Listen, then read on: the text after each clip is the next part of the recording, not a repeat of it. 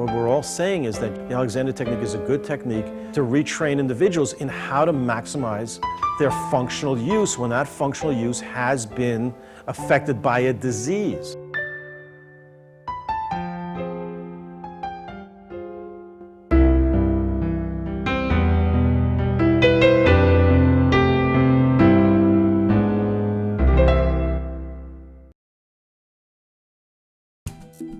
Observez comment vous vous asseyez, comment vous vous mettez debout et marchez, la façon dont vous vous penchez, poussez, tirez, soulevez.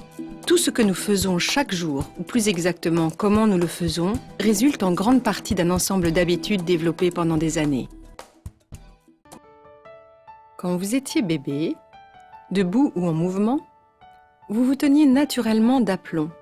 Votre tête, malgré sa taille importante, était posée en équilibre parfait au-dessus de votre torse. Votre dos était vertical et sans tension. Permettre l'équilibre du corps représentait un effort musculaire minime. Vous pouviez rester assis par terre avec aisance et grâce, sans effort, comme si la gravité n'existait pas. En grandissant, pour la plupart d'entre nous, les choses commencent à changer. Nous nous asseyons et commençons à nous avachir. Nous apprenons à écrire en étant voûtés. Nous cessons de porter notre tête en équilibre au-dessus du corps. Rester assis devant la télévision et l'ordinateur ne fait qu'intensifier le problème. Contrecarrer les effets de la gravité demande maintenant beaucoup plus d'énergie. Des muscles dont on n'avait pas besoin pendant nos premières années travaillent, tandis que d'autres muscles, auparavant si efficaces par rapport à la gravité, se sont affaiblis. Notre façon de nous asseoir, qui ne nécessitait aucun effort lorsque nous étions enfants, s'accompagne maintenant de tension. Se tenir droit quand on est assis étant devenu fatigant et inconfortable, notre dos s'affaisse et nous laissons l'avachissement devenir la norme. Et il en va de même lorsque nous sommes debout. Nous marchons les épaules rentrées et la poitrine comprimée, sans plus aucun élan vers le haut. Des muscles qui ne participent normalement pas à la locomotion sont utilisés pour contrebalancer la force de la gravité et contrarient d'autres muscles plus utiles. Ces attitudes et façons de se mouvoir, bien qu'inefficaces, sont devenues une habitude. What we tend to do is slump. We are a culture that exists in a slumping pattern. Now, there's no harsh judgment there, even if you're doing it as you're listening to this. Et aussi, nous nous penchons maintenant à partir de la taille, au lieu d'utiliser les articulations au niveau du bassin et des genoux, comme nous le faisions enfant en nous accroupissant. Notre musculature est en excès de tension dans tous nos mouvements. Nous utilisons mal notre corps. Cette mauvaise utilisation répétée provoque des douleurs dans le cou et les épaules, et surtout dans le bas du dos. Afin de réduire cette douleur, nous allons peut-être nous tenir debout ou marcher en poussant le bas du dos vers l'arrière, en voûtant légèrement le haut du dos et en fixant la tête en arrière. Ou peut-être rencontrerons-nous un autre type de problème qui entraînera d'autres mauvaises habitudes. Mais en fait, toutes sont mauvaises et nous ne bougeons plus avec aisance et grâce. Les activités de tous les jours deviennent fatigantes. Nous perdons notre souplesse et cela affecte chaque aspect de notre vie, même lorsque nous nous adonnons à nos loisirs. D'une façon générale, nous fonctionnons à un niveau bien en dessous de nos capacités naturelles. Pour rendre les choses encore plus difficiles, nous n'avons aucune idée de ce qui nous arrive. Ces habitudes sont profondément ancrées en nous et semblent normales. Jeunes adultes, nous pouvons encore considérer les effets nocifs de ces mauvaises habitudes comme de simples petits inconvénients. Seulement, pour certains d'entre nous, les torsions musculaires et les compressions de la colonne vertébrale provoquent des douleurs, et en particulier des douleurs de dos beaucoup plus sérieuses. Nous demandons de l'aide aux médecins, aux kinésithérapeutes, aux praticiens des médecines parallèles. Nous prenons des antalgiques, des relaxants musculaires et autres breuvages. Nous nous faisons remettre d'aplomb, étirer, masser.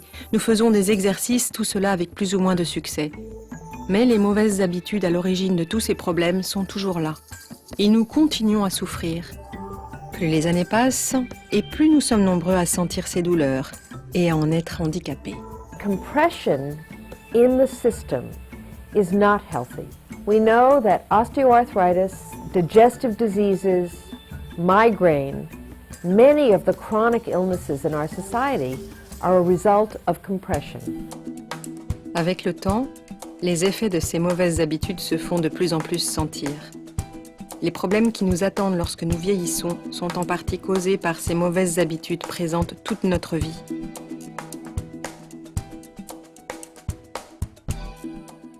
Bien sûr, certains d'entre nous jouissent de qualités héréditaires, d'un meilleur entraînement ou d'un meilleur environnement.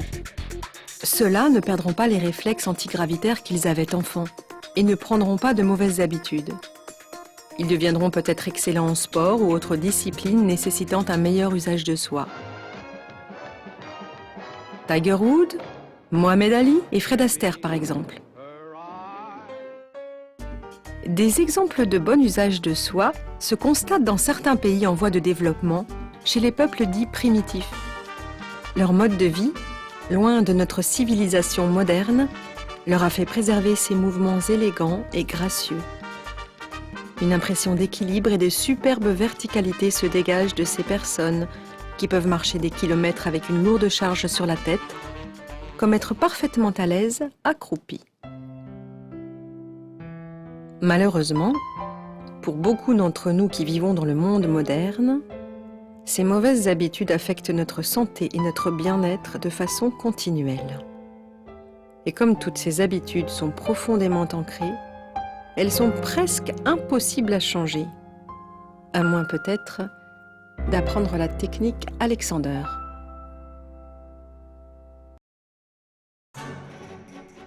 Né en Australie en 1869, Frédéric Matthias Alexander a probablement été le premier occidental à identifier que la pensée et le système musculaire sont interdépendants. Il y a 100 ans, ce concept d'unité corps-esprit était nouveau, et Alexander était en avance sur son temps. Il découvrit que tous les muscles sont connectés entre eux, mais aussi que la relation particulière entre la tête et l'ensemble du tronc est un contrôle principal qui assure la coordination entre le cerveau et les muscles au sein du corps tout entier. Des études sur les animaux ont d'ailleurs confirmé l'existence de cette connexion à l'intérieur du système musculaire, mais aussi le rôle capital que jouent la tête et le cou dans la coordination de toute activité musculaire et dans l'activité réflexe antigravitaire. Permettre consciemment à cette connexion de fonctionner librement est ce qui va rétablir en nous la légèreté, l'équilibre et la verticalité propres à l'enfance. Et cela, que nous soyons assis ou debout, et dans l'ensemble de nos activités. What we're hypothesizing here is that if this isn't so free to move, that your movement patterns are more difficult. En 1904, Alexander part pour Londres et devient célèbre. De toute l'Europe et même des États-Unis, affluent des personnes recherchant son aide pour des problèmes posturaux, douleurs et handicaps variés. D'honorables médecins, éducateurs, ainsi que des hauts fonctionnaires témoignent alors de la valeur de son travail. Aldous Huxley, George Bernard Shaw et beaucoup de chanteurs, de danseurs et d'acteurs ne jurent que par lui. Sir Charles Sherrington, un célèbre neurologiste et lauréat du prix Nobel, devient l'un de ses ardents défenseurs. En 1930, Alexander ouvre le premier cours de formation de professeur de sa méthode. On compte aujourd'hui plus de 2500 professeurs certifiés de la technique Alexander dans le monde. Chacun d'entre eux a suivi une formation de 3 ans dans une école accréditée. L'enseignement de la méthode Alexander s'est transmis fidèlement d'une génération de professeurs à l'autre. En même temps que l'élève se donne mentalement des directions, le professeur accompagne le mouvement grâce à un toucher léger. Ceci permet à l'élève de laisser son corps suivre les directions mentales, mais aussi aide son système nerveux à recevoir les nouvelles perceptions sensorielles associées à ces directions. Cette méthode d'enseignement par le toucher est appliquée dans différents mouvements, comme se lever et s'asseoir, ou toute autre activité de la vie de tous les jours.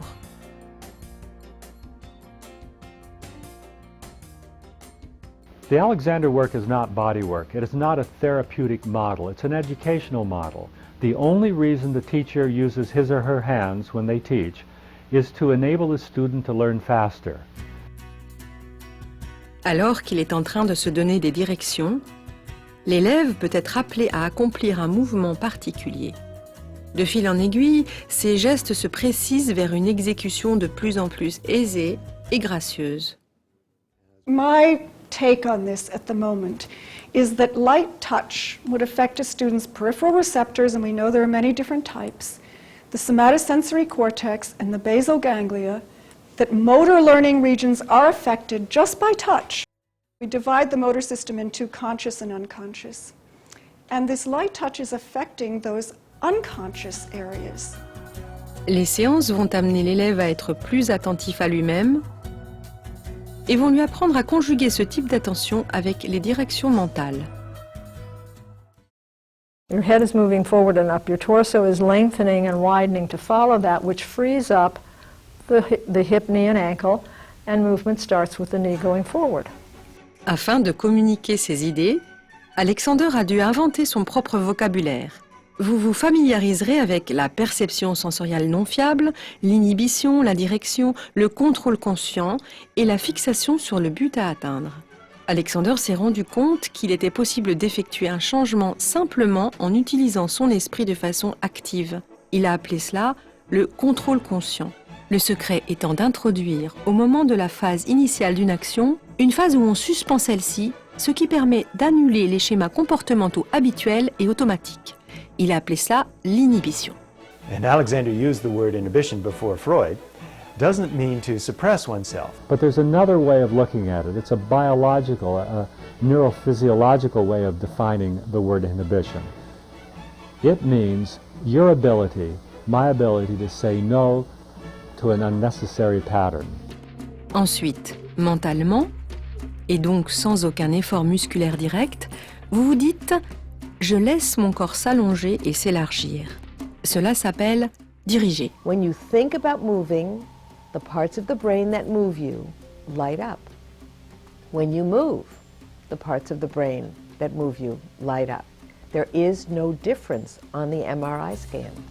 Ces directions mentales induisent indirectement une libération des tensions musculaires avec un effet immédiat d'allongement. A l'inverse, essayer directement de se corriger ne peut que générer des contractions musculaires. Remarquez comment le mouvement est initié chez tous les vertébrés. La tête entraîne le reste du corps grâce à une détente des muscles du cou. Il ne s'agit ni de tirer, ni de contracter. So we can experiment a little bit. As you're sitting there, why don't you just, I'll do it with you. Just watch me, ever so delicately. Why don't you just think of letting your head ease up right away from your shoulders, very, very easily. Not trying to push it up, but gently allowing it to release away from your shoulders, and your torso follows. It's all connected. L'expérience a montré que les séances avec un professeur sont nécessaires pour guider vers un meilleur usage. Cependant, l'enseignement va dans le sens de l'autonomie, car il donne à l'élève les moyens de mieux s'utiliser dans les activités de tous les jours.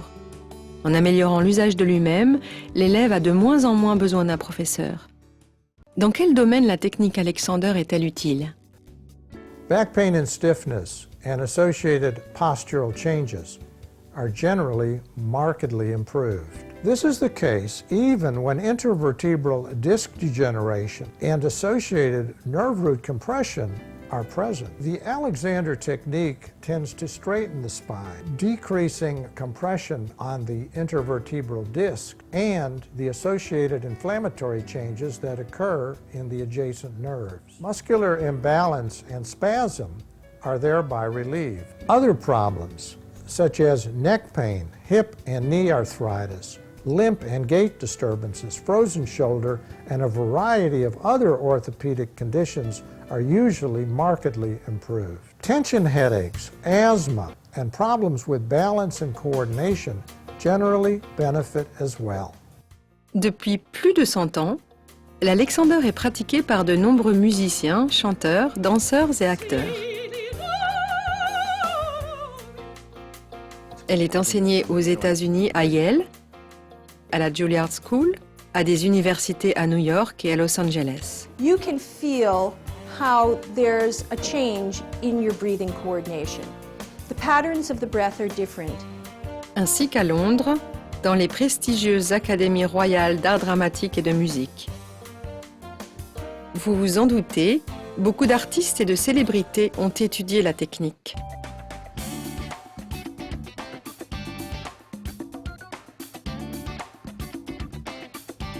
Pour les personnes s'adonnant à une discipline sportive ou athlétique, un usage de soi optimal est une condition indispensable pour progresser, courir plus vite, augmenter la précision du geste et la réactivité, et ce avec moins d'efforts, ce qui augmente à la fois l'endurance et le potentiel de puissance. When we try very hard or too hard, we also misuse our body. We move in ways which are detrimental to our body, and the quality of our life is affected. Les personnes qui aiment le sport et le fitness ajoutent de plus en plus l'Alexander à leurs activités, car ils se rendent compte combien cette technique leur fait globalement du bien. On a tout de suite de l'allure en étant vertical, plus alerte et sans raideur. Plus de dos voûté et de mauvaise posture, mais plutôt de la grâce, de la légèreté dans toutes nos activités, une démarche souple et un regard plus vivant. The Alexander technique is a way of being in your life.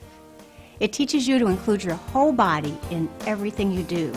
I'm 60 years old and I feel great. La technique Alexander est extraordinaire à double titre, car elle permet de prévoir des problèmes associés au vieillissement et nous aide à mieux vivre maintenant et à n'importe quel âge. It has taken on a transformational role in my life. To feel that I'm in charge rather than victimized by the tension in my system, that I get to choose in any given moment how I feel. The Alexander technique, as far as I'm concerned, is the premier approach to learning that gives you a true understanding of mind-body awareness. One of the advantages that we've had in our practice, and that is Judy and mine, is that we have seen patients get significantly better with the Alexander technique. It's an approach that is so simple, but it just centers you. It really does bring about a sense of self and peace. And I know it sounds too good to be true, but what's really important for you to understand is that over the last 100 or so years since Alexander technique has been taught, it's clear that this technique is a very powerful approach. Can you imagine a life that's designed to give you pleasure in every movement you make? Washing the dishes, typing on the computer, walking. To have a life that is much freer of tension than you would imagine is a total possibility. Dans ce film, nous avons essayé de vous montrer comment et pourquoi nous en arrivons à mal nous utiliser de façon habituelle et comment cela se traduit dans notre corps. Mauvaise position, efforts inutiles, inefficaces et fatigants, ainsi que les nombreux handicaps et pathologies qui peuvent s'en suivre. Nous vous avons parlé de la nature insidieuse des habitudes. En général, nous n'en avons pas conscience et ignorons la nécessité d'être guidés pour nous en défaire. Cette expérience d'exploration de soi qu'a vécue Alexander il y a plus de 100 ans est plus que jamais pertinente aujourd'hui. Sa technique a traversé l'épreuve du temps et a fait l'objet de nombreuses validations scientifiques. Vous avez pu voir comment la technique Alexander est enseignée et à quel point elle peut influencer l'ensemble de notre vie. Plusieurs milliers de personnes en bénéficient déjà partout dans le monde. Maintenant, à vous de jouer. Êtes-vous prêt à essayer ?